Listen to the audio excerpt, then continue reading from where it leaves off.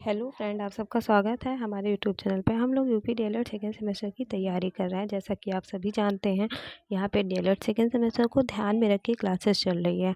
और जो आज हम लोग पढ़ेंगे वर्तमान भारतीय समाज, जो प्रीवियस ईयर है वो सन 2019 का पढ़ेंगे, क्योंकि हम लोगों ने सन 2020 का पढ़ लिया। 21 में कोई पेपर नहीं हुआ था, प्रमोट कर दिया गया था, और सन 2022 और 23 का हम लोगों ने कर लिया है। आज हम लोग सन 2019 के प्रीवियस ईयर प्रश्न पत्रों को पढ़ेंगे। और अगर आप हमारे चैनल पे नए हैं तो प्लीज़ वीडियो को लाइक शेयर सब्सक्राइब ज़रूर करें और हमारे टेलीग्राम चैनल से जुड़ जाइए। आप सभी को पीडीएफ वहीं पे मिलेगी। तो जो हम लोग का फर्स्ट क्वेश्चन है, क्या है कि शिक्षा वह है जो जीवन को संपूर्ण सत्ता के साथ स्थापित करने की शक्ति होती है। यह विचार किसका है? तो ये विचार जो है ये रविन्द्रनाथ टैगोर जी का है कि शिक्षा वह है जो जीवन को संपूर्ण सत्ता के साथ क्या करिए, स्थापित करने की शक्ति होती है। यह विचार किसका है? रविन्द्रनाथ टैगोर जी का है। नेक्स्ट क्वेश्चन, जैसा कि मैं बार बार आप लोगों से बता रही हूँ, ये मोस्ट इम्पॉर्टेंट क्वेश्चन है जो आपके एग्ज़ाम में बार बार आता है और इस बार भी आएगा। ऐसा नहीं है कि नहीं आएगा, तो आप इसको बहुत ध्यान रखिएगा। गीजू भाई वधेगा, गीजू भाई क्या है? गीजू भाई वधेगा द्वारा लिखित पुस्तक, इनकी जो लिखित पुस्तक है वो क्या है? प्राथमिक शाला में भाषा शिक्षा, प्राथमिक भाषा में भाषा शिक्षा गीजू भाई वधेगा द्वारा लिखित पुस्तक है। गीजू भाई वधेगा द्वारा लिखित कौन सी पुस्तक है? प्राथमिक शाला में भाषा शिक्षा। नेक्स्ट क्वेश्चन कौन सा? ये देखिए, मैंने बताया है कि फ्रॉबेल से 2 से 3 क्वेश्चन बनते हैं। कितने? 2 से 3 क्वेश्चन। और आपसे क्वेश्चन क्या पूछेगा कि पाठशाला को बाग और शिक्षा को पौधा व शिक्षा को माली किसने कहा था? तो ये फ्रॉबेल ने कहा था। किसने कहा था? फ्रॉबेल ने कहा था। आप सभी को पता है कि इन्होंने किंडरगार्टन पद्धति दी। 2 क्वेश्चन पूछता है। एक क्या पूछता है कि किंडरगार्टन पद्धति किसने दी? तो फ्रॉबेल ने दिया। नेक्स्ट क्वेश्चन क्या पूछेगा कि पाठशाला को बाग और शिक्षा को पौधा व शिक्षा को माली किसने कहा? तो ये फ्रॉबेल ने कहा। फ्रॉबेल ने पाठशाला को बाग, शिक्षा को पौधा व शिक्षा को माली कहा। किसने कहा? फ्रॉबेल ने कहा। ये आपके लिए मोस्ट इंपॉर्टेंट क्वेश्चन है। इससे 2 क्वेश्चन से पूछता है। फर्स्ट तो ये रहता है। नेक्स्ट हम लोग से क्या पूछता है कि किंडरगार्टन पद्धति किससे संबंधित है। यही 2 क्वेश्चन ऐसे हैं जो आपसे रिपीटेड पूछता है। इसको आप ध्यान रखिएगा। नेक्स्ट आप मुझसे कमेंट में बताइए कि एमिल पुस्तक के लेखक कौन है, जो आपसे बार बार क्या हो रहा है? रिपीट हो रहा है। नेक्स्ट क्वेश्चन, शिक्षा का प्रमुख उद्देश्य क्या है? ये क्वेश्चन मैंने देखा है कि प्रीवियस ईयर में एक बार नहीं कई बार रिपीट है, मतलब हर साल ये क्वेश्चन रिपीट हो रहा है कि शिक्षा का प्रमुख उद्देश्य क्या है। तो इसमें कंफ्यूज ये करता है कि अगर आपने थोड़ा सा भी नहीं पढ़ा है तो ये कंफ्यूजन क्रिएट करता है कि मुख्य उद्देश्य क्या हो सकता है। बहुत से लोगों के अकॉर्डिंग ये होगा कि अगर मानसिक डेवलपमेंट हो गया तो शिक्षा का उद्देश्य पूरा हो गया। बहुत लोग सोचते हैं कि हाँ फिजिकल हो गया तो शिक्षा का उद्देश्य पूरा हो गया, सामाजिक। बट ऐसा नहीं है। ओवरऑल डेवलपमेंट कौन करता है? शिक्षा करता है। इसीलिए मानसिक, शारीरिक, सामाजिक मतलब क्या होता है? कॉग्निटिव, फिजिकल, इमोशनली, इन तीनों का डेवलपमेंट, सर्वांगीण विकास किसके माध्यम से हो रहा है? शिक्षा के माध्यम से हो रहा है। तो आप इन सबको याद रखिए। ये मोस्ट इंपॉर्टेंट क्वेश्चन है जो बार बार रिपीटेड है आपके एग्जाम में। नेक्स्ट क्वेश्चन हम लोग का क्या है कि शिक्षा द्वारा छात्रों में राष्ट्रीय सद्भावना का विकास किया जा सकता है। कैसे? नहीं, दंड देकर तो आप किसी का भी विकास कर ही नहीं सकते हैं। ये तो कोई माध्यम नहीं है। आप पुस्तकों को पढ़ा के क्या किसी का विकास कर सकते हैं? इसके माध्यम से भी नहीं होगा। शिक्षकों द्वारा स्वयं उसका अमल करके, हाँ, शिक्षक अगर उस चीज़ पे अमल करेगा तो क्या होगा? राष्ट्रीय सद्भावना का भी विकास होगा, साथ में बच्चे भी डेवलपमेंट करेंगे। नेक्स्ट क्वेश्चन हम लोगों का क्या है कि मनुष्य की अंतर्निहित पूर्णता को अभिव्यक्त करना ही शिक्षा। यह विचार किसका है? अगर बात करें कि मनुष्य के जो अंतर्निहित है उसको अभिव्यक्त करने के लिए उसको क्या किया जाएगा, तो आप इसकी अभिव्यक्ति कैसे कर सकते हैं? तो स्वामी विवेकानंद जी ने कहा था। किसने कहा? कि स्वामी विवेकानंद के अनुसार जो मनुष्य की अंतर्निहित है उसको पूर्णता को क्या कर रहा है? अभिव्यक्त कर रहा है। नेक्स्ट क्वेश्चन हम लोग का क्या है कि अनिवार्य प्राथमिक शिक्षा का प्रावधान संविधान के किस अनुच्छेद में? मैंने आपको कई बार बताया है कि जो ये अनुच्छेद है, अनुच्छेद से सिर्फ 3 क्वेश्चन आपसे बार बार रिपीट होता है कि 6 से 14 वर्ष के लिए बच्चों की कौन सी शिक्षा होनी चाहिए, किस आर्टिकल में होनी चाहिए, किस एक्ट में होनी चाहिए। बस यही 3 क्वेश्चन है जो आपसे बार बार रिपीट कर रहा है। एक तो आपसे आर्टिकल पूछेगा, एक तो आपसे एक्ट पूछेगा, एक आपसे पूछेगा ईयर पूछेगा। आप इन तीनों को अच्छे से याद रखिए। साथ में पूछता है कि किस संविधान संशोधन में हुआ, तो ये 86वें संविधान संशोधन में हुआ था। नेक्स्ट क्वेश्चन हम लोग देखते हैं कि महात्मा गांधी के दर्शन के अनुसार छात्रों की क्रियाशीलता के लिए पाठ्यक्रम के लिए क्या आवश्यक है। जहाँ महात्मा गांधी जी आ जाएं, कुछ भी नहीं पता है आपको, आप अपनी आइज़ क्लोज करिए और हस्तकला विषय, क्योंकि महात्मा गांधी जी थे ये करके सीखने पे ज़्यादा फोकस करते थे, इसलिए कैसी हस्तकला विषय पे फोकस करते थे। अगर आपको हमारी वीडियो पसंद आ रही है तो प्लीज़ वीडियो को लाइक शेयर सब्सक्राइब करें और बेल आइकन ज़रूर दबा लें, जिससे कि मैं क्लास डालूँ तो आप सभी तक नोटिफिकेशन पहुंच जाए और आप हमारे टेलीग्राम चैनल से भी जुड़ जाइए। नेक्स्ट क्वेश्चन हम लोग का क्या है कि शिक्षा में क्या प्रयोजनवाद शिक्षा होती है, मतलब शिक्षा में जो ये प्रयोजनवादी शिक्षा होती है ये कैसी होती है, तो ये अनुभव केंद्रित होती है। कैसी होती है? अनुभव केंद्रित होती है। नेक्स्ट, मैंने बताया आप लोगों को कई बार और मैं बार बार आपसे बता रही हूँ कि इससे मैकाले से सिर्फ 2 क्वेश्चन आते हैं। एक तो ये आता है कि शिक्षा का निष्पंदन सिद्धांत किसने दिया। नेक्स्ट क्वेश्चन आपसे क्या पूछता है कि छनाई का सिद्धांत किसने दिया। किसका? छनाई का सिद्धांत किसने दिया। तो छनाई का सिद्धांत भी किसने दिया था? मैकाले ने दिया। निस्पंदन का सिद्धांत किसने दिया? मैकाले ने दिया। और ये किस शिक्षा की बात करते थे? तो ये उच्च शिक्षा की बात करते हैं। कैसी? ये उच्च शिक्षा की बात करते हैं। आप बस इन 2 क्वेश्चनों को अच्छे से कहीं याद कर लीजिए, अपनी नोटबुक में लिख लीजिए। मैं गारंटी लेती हूँ कि मैकाले से इन 2 क्वेश्चन से बाहर आपके एग्जाम में नहीं आने वाला है। नेक्स्ट क्वेश्चन हम लोग का क्या है? ऐसी शिक्षा जिसमें किसी निश्चित समय पाठ्यक्रम विद्यालय की आवश्यकता नहीं होती है, उसको हम लोग क्या कहेंगे? तो वो हमारी अनौपचारिक शिक्षा होगी। कैसी शिक्षा होगी? अनौपचारिक शिक्षा होगी। उस पर हमें ना किसी शिक्षक की ज़रूरत है ना किसी पाठ्यक्रम की ज़रूरत है। औपचारिक शिक्षा क्या है? उसमें हमें पाठ्यक्रम सिलेबस विद्यालय इन तीनों की, बट अनौपचारिक जो हमें घर पे प्राप्त होती है, राह चलते प्राप्त हो गई, ये सारी शिक्षा क्या है? अनौपचारिक। नेक्स्ट, सीखने के स्वतंत्रता एवं निरंतरता आवश्यक है। सीखने के स्वतंत्रता एवं निरंतरता आवश्यक है, किसने कहा? फ्रॉबेल ने कहा। देख लीजिए, फ्रॉबेल से वो 2 क्वेश्चन। तीसरा क्या बोल रहा है कि सीखने में स्वतंत्रता कहाँ पे रहेगी? जहाँ पे बच्चा खेल के सीखेगा, है ना। ऐसा नहीं कि आप बच्चे को कमरे में कैद कर लेंगे तो बच्चा सीखेगा। नेक्स्ट क्वेश्चन हम लोग का क्या है कि बौद्ध शिक्षा का प्रमुख केंद्र क्या था। तो बौद्ध शिक्षा का प्रमुख केंद्र क्या है? नालंदा है। सभी धर्म के प्रति सहनशील अध्ययन को प्रोत्साहित करने का सुझाव किसने दिया? कोठारी आयोग। कोठारी आयोग आप लोग का पीछा नहीं छोड़ने वाले हैं। कब तक? जब तक आप डीएलएड कंप्लीट ना कर लें और आगे भी। नेक्स्ट क्वेश्चन, जॉन डीवी द्वारा लिखित पुस्तक कौन है? जॉन डीवी द्वारा लिखित पुस्तक डेमोक्रेसी एंड एजुकेशन। आप पुस्तक लिख लीजिए, याद कर दीजिए। एक क्वेश्चन कौन पूछता है? एमिल पुस्तक के लेखक कौन है? और गिजुबाई बधिका द्वारा लिखित पुस्तक दिव्य स्वप्न। कौन सा? दिव्य स्वप्न। आप इन तीनों को याद कर लीजिए। यही 3 पुस्तक हैं जो बार बार आपसे रिपीट हो रहे हैं और मैंने आपसे पूछा भी है और आप मुझे कमेंट में बताइए भी कि एमिल पुस्तक के लेखक कौन है और दिव्य स्वप्न पुस्तक के लेखक कौन है। आप इन दोनों को याद रखिए, आपके एग्जाम में आएगा जरूर। या जो आपके एग्जाम में पूछता है डेमोक्रेसी एंड एजुकेशन की पुस्तक किसने लिखी, तो ये जॉन डीवी द्वारा लिखित पुस्तक है। साथ में आप एमिल और दिव्य स्वप्न पुस्तक के लेखक कौन है प्लीज़ कमेंट में बताइए और चैनल को सब्सक्राइब जरूर कर लें। नेक्स्ट क्वेश्चन हम अति लघु प्रश्नों को पढ़ेंगे कि बुनियादी शिक्षा का जनक माना जाता है। बुनियादी शिक्षा का जनक किसे माना जाता है? महात्मा गांधी जी को ही क्या माना जाता है? बुनियादी शिक्षा का जनक माना जाता है।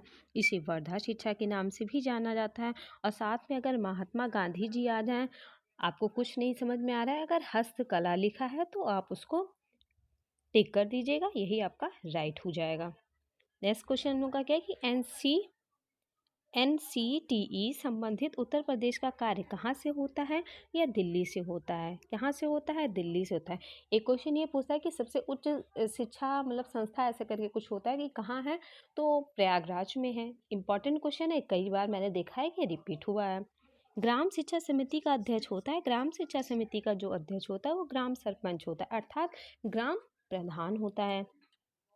नेक्स्ट, बौद्धकालीन शिक्षा के जो प्रमुख उद्देश्य हैं कौन कौन से हैं? बौद्ध धर्म का प्रचार प्रसार करना, चरित्र का निर्माण करना, मोक्ष की प्राप्ति करना और व्यक्तित्व का विकास करना। बौद्ध धर्म का प्रचार प्रसार मतलब बौद्धकालीन शिक्षा में जाएंगे तो आप बौद्ध धर्म का ही तो प्रचार प्रसार करेंगे, चरित्र का निर्माण करेंगे और क्या कर रहे हैं? मोक्ष की प्राप्ति कर रहे हैं, व्यक्तित्व का विकास कर रहे हैं। बुनियादी मतलब बुनियादी आप ध्यान रखिए, बुनियादी शिक्षा महात्मा गांधी से संबंधित है, या प्राथमिक शिक्षा के बारे में बात करते हैं, और या बच्चों के सर्वांगीण विकास के बारे में बात करें। बस आप इतना कर लीजिए, हो गया। देख लीजिए, आप पढ़ भी लीजिए कि बुनियादी शिक्षा का तात्पर्य ऐसी शिक्षा है जिसमें बालक के संपूर्ण व्यक्तित्व का विकास हो रहा है। संपूर्ण व्यक्तित्व यानी सर्वांगीण विकास, इसमें बालक शारीरिक एवं मानसिक रूप में अपना क्या कर रहा है? समस्त विकास कर रहा है। नेक्स्ट, छात्र छात्रों में मूल्यों के विकास हेतु कौन से जन संचार साधन है? तो छात्र छात्रों में मूल्यों के विकास हेतु टेलीविजन, चलचित्र, रेडियो, टीवी तथा इंटरनेट है। भूमंडलीय ताप वृद्धि किसे कहते हैं? ग्रीन हाउस प्रभाव के कारण पृथ्वी की सतह, क्या है? ग्रीन हाउस प्रभाव के कारण पृथ्वी की सतह के औसत तापमान वृद्धि को हम लोग क्या कह रहे हैं? भूमंडलीय तापमान। क्या कहते हैं? भूमंडलीय तापमान। एक सेकंड वेट करिए, लगता है कुछ आगे खुल गया। इसमें तो यही हो जाता है, एक सेकंड।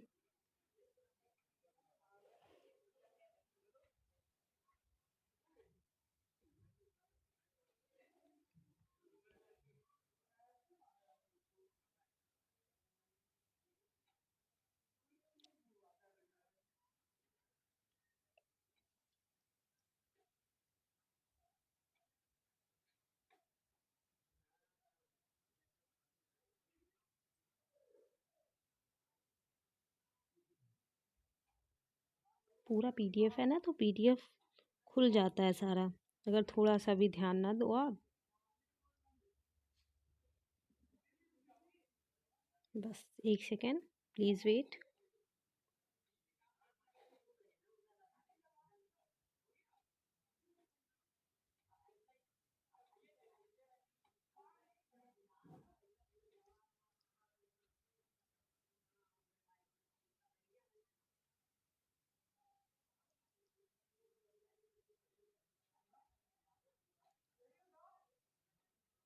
ये नवीन प्रयास है।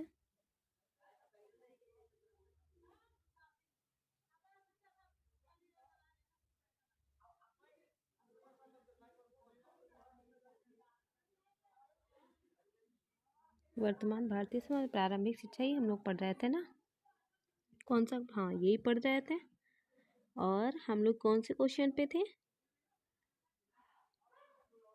लॉ क्या था? यही था, है ना? हो चुका है। जल प्रदूषण, बुनियादी शिक्षा हो गया था, एनसीटी होता है, बौद्धकालीन हो गया था, और छात्रों के मूल विकास के हितों लिए ये भी हम लोगों ने पढ़ चुका था। भूमंडलीय तापवृद्धि किसे कहते हैं, ये हम लोग पढ़ रहे थे। और क्या है कि नेक्स्ट क्वेश्चन हम लोग क्या कहता है, किन्हीं चार मानवीय मूल्यों का उल्लेख कीजिए। तो सत्य, ईमानदारी, आत्मनिर्भरता तथा मानवता, ये सब क्या है? मानवीय मूल है। जल संचयन का मूल सिद्धांत क्या है? जल संचयन का जो मूल सिद्धांत है, बारिश के पानी को तालाब और छोटे स्रोतों में जमा करना। नेक्स्ट क्वेश्चन, जल प्रदूषण को दूर करने के उपाय। ये क्वेश्चन ऐसे इंपॉर्टेंट हैं जो इन्हें आप आराम से अपनी भाषा में भी लिख सकते हैं। शहर तथा गांव की नालियों के बहने वाले हानिकारक गंदे पदार्थ के नदियों को नहीं छोड़ना चाहिए। नदियों को निकट गंदे बर्तन तथा मरीज के कपड़े नहीं धोने चाहिए। नदियों में मृत पशुओं के बहने पर रोक लगाना चाहिए। नदी तथा तालाब पशुओं को नहाने पर प्रतिबंध लगाना चाहिए। नेक्स्ट क्वेश्चन हम लोग का क्या है, देखिए कि वैदिक साहित्य में शिक्षा शब्द का प्रयोग किन अर्थों में? वैदिक साहित्य में जो शिक्षा शब्द का प्रयोग है, विद्या, ज्ञान, बोध और विनिमय से है। नेक्स्ट क्वेश्चन क्या है कि बालिका शिक्षा का अवश्य आश्य बताइए। तो भारतीय परिवेश में बालिकाओं के लिए शिक्षा की पृष्ठभूमि अत्यंत ही संघर्ष से परिपूर्ण है। भारतीय संस्कृति की जो प्रतिशतमाकताएं हैं, विशेषताएं बालकों की तुलना में बालकों के विकास की कम अवसर प्रदान करती है। परंतु अब बदलते परिवेश में नारी भी पुरुष के समान क्या हो रही है? शिक्षित हो रही हैं। मतलब बालिका के पढ़ने बढ़ाने के लिए ज़्यादा ध्यान केंद्रित किया गया। आप अपने लैंग्वेज में लिख सकते हो। अनौपचारिक शिक्षा पाठ्य पुस्तकों की आवश्यकता के अनुसार तैयार किया जाता है। यह शिक्षा पूर्व विचारित नहीं होती है। यह पत्राचार, संपर्क कार्यक्रम तथा जनसंचार के साधनों द्वारा शिक्षा प्रदान की जाती है। अनौपचारिक मतलब किसी भी चीज़ की ज़रूरत नहीं है, वो कहीं भी प्राप्त हो सकती है। दूरस्थ शिक्षा क्या है? दूरस्थ शिक्षा का मुख्य उद्देश्य स्व अध्ययन को बढ़ावा देना है। यह शिक्षा शिक्षार्थियों के समान रूप से गुणवत्ता मूल को शैक्षिक अनुभव सृजित करने की क्या है, प्रक्रिया है। नेक्स्ट क्वेश्चन क्या है कि शिक्षा और समाज का संबंध बताइए। शिक्षा समाज एक पीढ़ी द्वारा अपने से निचली पीढ़ी को अपने ज्ञान के हस्तांतरण का प्रयास है। अतः शिक्षा की सुलभता और प्राप्यता का किसी भी समाज के विकास में योगदान है और वह सामाजिक ढांचे को क्या कर रहा है, बनाए रख रहा है। हमारे अति लघु प्रश्न हो गए। अब हम लोग लॉन्ग देखते हैं। मैं इसमें ज़्यादा डिफाइंड नहीं करूँगी, बस रैंडम थोड़ा मतलब सारे क्वेश्चन को मैं पढ़ूंगी और उसकी जो हेडिंग्स हैं उसके बारे में थोड़ा सा बताऊंगी। और आप, मैं पीडीएफ दे रही हूँ, आप उस वहाँ से जाके चीज़ों को देख लीजिए और पढ़ लीजिए। वैदिक कालीन शिक्षा की विशेषता बताइए। वैदिक कालीन शिक्षा की जो विशेषताएं निम्नलिखित हैं। वैदिक कालीन शिक्षा का स्वरूप मुख्यतः व्यक्तित्व था। व्यक्तित्व विभिन्नता के आधार पर शिक्षक प्रत्येक शिक्षा को ज्ञान और क्या दे रहा है, प्रशिक्षण देता है। शिक्षा पुस्तकीय न होकर व्यवहारिक होती थी। सार्वजनिक व निःशुल्क शिक्षा को वैदिक कालीन व्यवस्था थी। शिक्षा में आवासीय व्यवस्था थी और क्या थी कि वैदिक काल में शिक्षा वेदों का ज्ञान प्रमुख रूप से दिया जाता था। मध्यकालीन शिक्षा, इसमें क्या हो रहा है आप देख लीजिए। मध्यकालीन शिक्षा का प्रमुख उद्देश्य इस्लाम धर्म व संस्कृति का प्रचार प्रसार करना है। मध्यकालीन शिक्षा को अन्य महत्वपूर्ण उद्देश्य इस्लाम के अनुयायी ज्ञान के प्रकाश का विस्तार करना है। मध्यकालीन शिक्षा का अन्य महत्वपूर्ण उद्देश्य इस्लाम के अनुयायियों के ज्ञान के प्रकाश का क्या कर रहा है, विस्तार करना। मतलब रिपीटेड हो गया है। वर्तमान उद्देश्य में प्रभावित करने वाले प्रमुख कार्य, दार्शनिक कार्य, सांस्कृतिक कार्य, सामाजिक शास्त्रीय कार्य, आर्थिक, राजनीतिक, धार्मिक। आप इन सब का नोट्स बना के लिख लीजिए। महात्मा गांधी की शैक्षिक विचारधारा को स्पष्ट कीजिए। तो महात्मा गांधी जी ने मनुष्य को शरीर, मन, हृदय और आत्मा के योग मानते थे। उनके अनुसार शिक्षा को मनुष्य शरीर, मन, हृदय और आत्मा का विकास करना चाहिए। और गांधी जी ज्ञान आधारित शिक्षा के स्थान पर किस पे, आचरण आधारित शिक्षा के क्या करते थे, वो समर्थक थे। नेक्स्ट, शिक्षा समाज का दर्पण है, स्पष्ट कीजिए।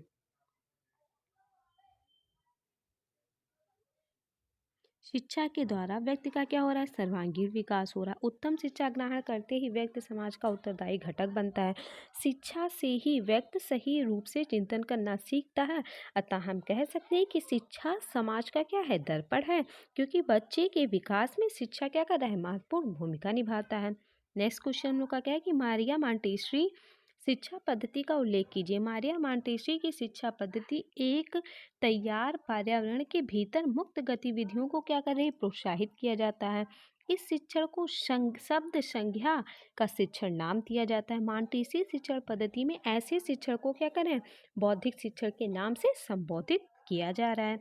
नेक्स्ट, वुड डिस्पैच, इससे ये क्वेश्चन आएगा जरूर कि किस ईयर में, या कुछ क्वेश्चन मतलब उड डिस्पेच से ये पूछ लेगा कि किस सन में आए। तो 1854 में उड डिस्पेच में सुझाव दिया गया, प्राथमिक विद्यालय में स्थानीय भाषाओं को अपनाना चाहिए। प्रेषण के माध्यम से उड ने यह भी सुझाव दिया कि कॉलेज स्तर की शिक्षा के लिए अंग्रेजी माध्यम होना चाहिए। मतलब उन्होंने स्थानीय भाषाओं में, प्राथमिक विद्यालय में स्थानीय भाषाओं को अपनाने के लिए भी कहा। और साथ में ही उच्च स्तर पे, जब बच्चा उच्च स्तर पे पहुंच जाए तो अंग्रेजी माध्यम को भी सीखने के लिए उन्होंने क्या कहा, बात की। नेक्स्ट क्या है कि सामाजिक परिवर्तन में शिक्षक एवं विद्यालय की भूमिका। सामाजिक परिवर्तन में एक शिक्षक ही विद्यालय में अपने विद्यालय को जीवन गढ़ता है। क्या कर रहा है कि सामाजिक परिवर्तन, एक शिक्षक ही विद्यालय में अपने विद्यार्थियों को क्या करता है, जीवन गढ़ता है। एक शिक्षक अपने जीवन के अंत तक मार्गदर्शक की भूमिका अदा करता है और तथा समाज में राह दिखाता है। तभी शिक्षक को समाज में उच्च दर्जा दिया जाता है। ठीक है। नेक्स्ट, आदर्शवाद के अनुसार शिक्षा का अर्थ स्पष्ट कीजिए। आदर्शवाद के अनुसार शिक्षा से ज्ञान, अनुभव, सामाजिक तैयार, मानवता से परिपूर्ण गुणों का विकास, समायोजन, आध्यात्मिक ज्ञान से परिपूर्ण करना तथा ईश्वर के गुणों को प्राप्ति करना। आदर्शवाद का जनक यूनानी दार्शनिक और राजनीतिक चिंतक कौन थे, प्लेटो। को माना जाता है। मतलब अभी ये भी पूछ ले कि आदर्शवाद के जनक कौन है? प्लेटो हैं। आप इसको याद रखिएगा। Next last question sorry. विद्यालय के विकास में समुदाय की भूमिका बताएं। विद्यालय के विकास में समुदाय की एक सक्रिय भूमिका। विद्यालय विकास योजना बनाने में शैक्षिक उपलब्धियों के निरीक्षण और बजट आवंटन पर नियंत्रण में सहायता करती है। समुदाय विद्यालय को अच्छा वातावरण प्रदान करके बच्चों के विकास में सहायता करता है। अतः विद्यालय समुदाय का हिस्सा है, इसलिए समुदाय का विकास विद्यालय की समृद्धता पर संभव है। हम लोगों ने सन 2019 के पेपर को पढ़ लिया है। मैंने जैसा कि आपसे वादा किया था कि मैं सन 2016 तक सारे प्रीवियस ईयर प्रश्नों को कराऊंगी, तो मैं वही करा रही हूँ। और अगर आपको हमारी वीडियो थोड़ी भी अच्छी लग रही है तो प्लीज़ वीडियो को लाइक शेयर सब्सक्राइब कर लीजिए। ये आपका फ़र्ज बनता है कि वीडियो को लाइक करें, शेयर करें, सब्सक्राइब करें। और आप हमारे टेलीग्राम चैनल पर जुड़ जाइए। वहाँ पर हम लोग कुछ इंपॉर्टेंट जो एग्ज़ाम के पॉइंट ऑफ व्यू से जो ज़रूरी है, ऐसा नहीं कि पीटीसी ही, मतलब अदर एग्ज़ाम के लिए भी जो ज़रूरी क्वेश्चन है मैं वहाँ पे प्रोवाइड करा रही हूँ, आप उसको देखिए। साथ में सीटेट से भी रिलेटेड कुछ क्वेश्चन मैं वहाँ पे डाल रही हूँ, आप उसको देखिए और चीज़ों को पढ़िए। और अच्छा लग रहा है तो प्लीज़ लाइक से सब्सक्राइब ज़रूर करें।